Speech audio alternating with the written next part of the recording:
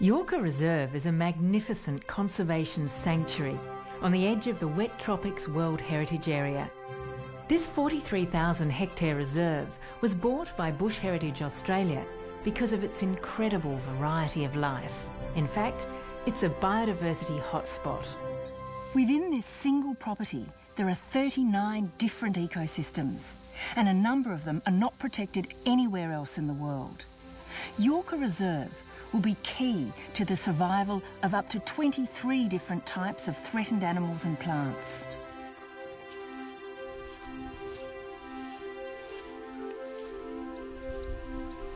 It's a very impressive nest, David.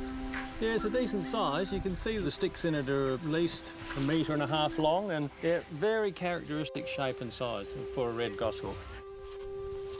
So why is the creation of Yourka so important for the red goshawk? Well, I was really excited when I found this nest here because there's only 700 pairs of this bird left in the world. They're very good indicators of highly productive land and diversity. I mean, they're right at the top of the food pyramid, and they're feeding on birds, hollow-dwelling species in particular, cockatoos, kookaburras, lorikeets and those sort of things. And those birds need big old trees. And those trees are not going to develop a hollow until they're around 150 minimum, up to 200 years old. If it's good enough for red goshawks, it's going to be good enough for a whole range of other threatened species. I mean, red goshawks are a really good indicator. So you're likely to have a range of threatened mammals here, northern quolls possibly, spot-tailed quolls, almost certainly some of the threatened bats which are using the hollows, similar hollows to the prey that the red goshawk is using. So, you know, that's the sort of track that we'd be looking down. Bush Heritage was able to buy Yourka because of the generous gifts of more than 2,000 supporters, as well as donations from the Australian Government, the David Thomas Challenge and the Nature Conservancy. Timing is everything when it comes to securing a large reserve, and contributions from people like Ian Landon Smith and his wife Nan make all the difference.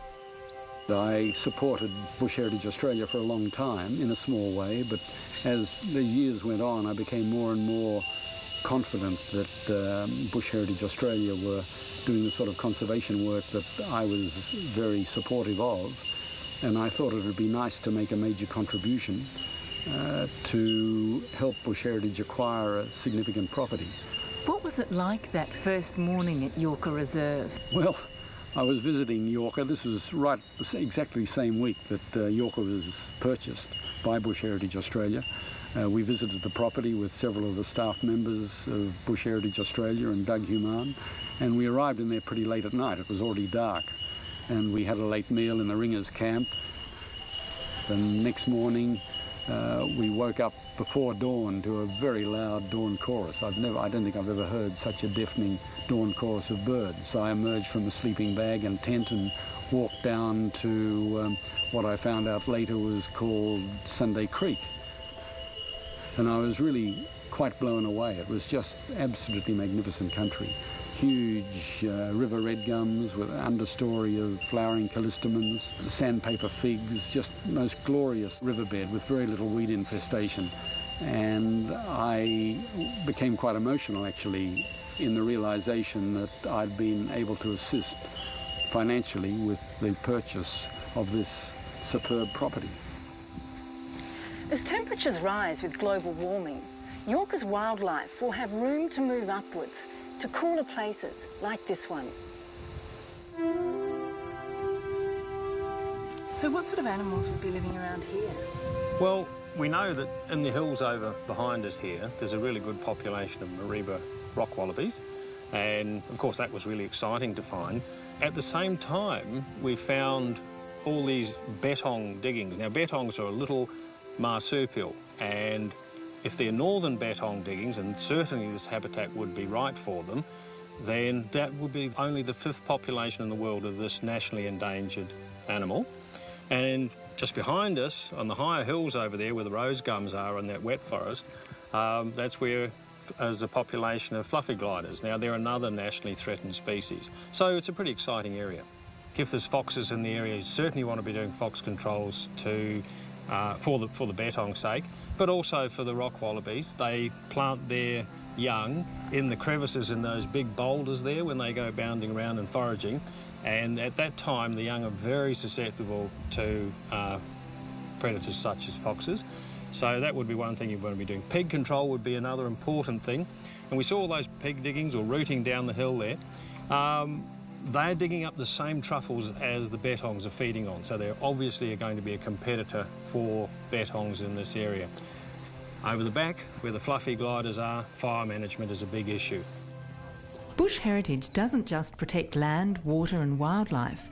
Cultural heritage is important too. We work with neighbours and Indigenous communities wherever we can. Ashley Land managed Yourka for 14 years and he lives next door.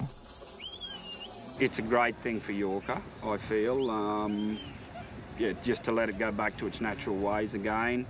It has been overstocked, not in the 14 years that we've been here, it hasn't been, but prior to that it had been overstocked, and there's a lot of regrowth, there's a lot of weeds, a lot of lantana coming back, and it'd be good to let a body of grass go and let there be fires and try and manage that sort of side of it.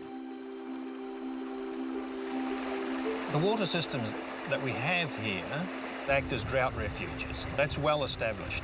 And they also act as a corridor. Birds, animals and even plant seeds travel up and down these rivers.